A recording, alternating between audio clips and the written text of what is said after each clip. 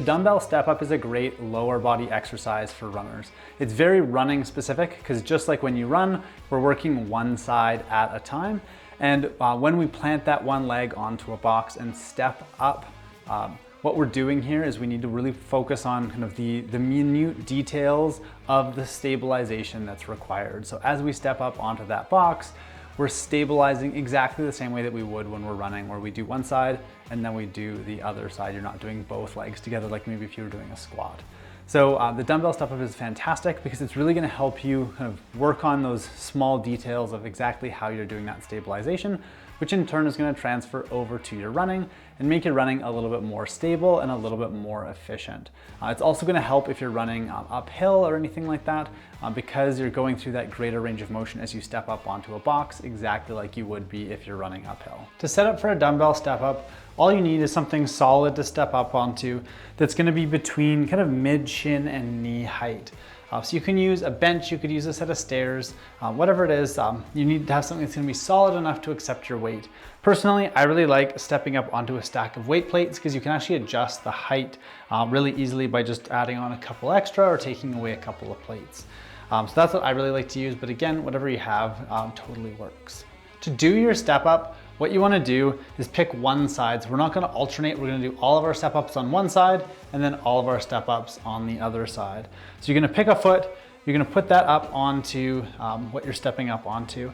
And so what you wanna do is most of your weight is gonna be in the heel of this foot. You still got it fairly balanced, but most of the lifting, most of the weight is going through the heel.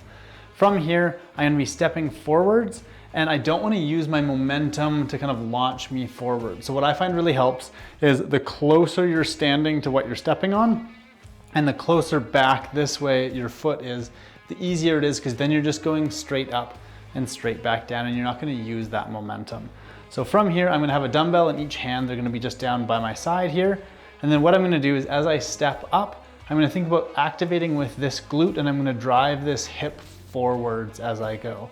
So from here, arms are nice and straight, and then I'm stepping up onto what I'm stepping onto, and then I'm gonna come back down. As I come down, you wanna control it as much as possible. You don't wanna just fall off.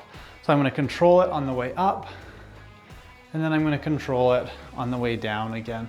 And so again, you don't wanna use momentum to swing yourself up because it takes away a lot of that activation of the glutes. And so you wanna just think about activating with those glutes, squeezing with your butt cheek, and driving that hip forwards as you step up onto your box. To adjust your difficulty, you can add 5 to 10 pounds, depending if it feels like you're kind of towards the top of your rep range, then you can just add 5 pounds, so 2.5 pounds in each hand.